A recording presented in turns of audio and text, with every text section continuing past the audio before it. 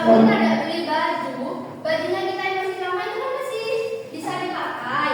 Nah itu yang dinamakan skala prioritas. Di skala prioritas ini kita harus bikin daftar list.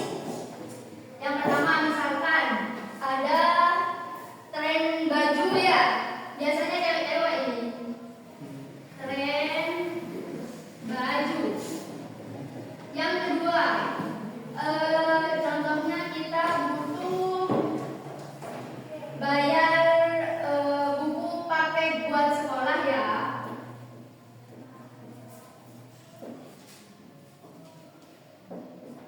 Yang ketiga ada apa ya? Ada sebelah misalkan. Nah, di antara tiga ini menurut kalian yang harus diutamakan itu yang mana? Kenapa kamu pakai? Karena untuk belajar. Bagus. Ini yang pertama yang harus diutamakan. Setelah buku paket, misalkan uangnya kalian itu ada lebih, mana yang harus diutamakan? Nah,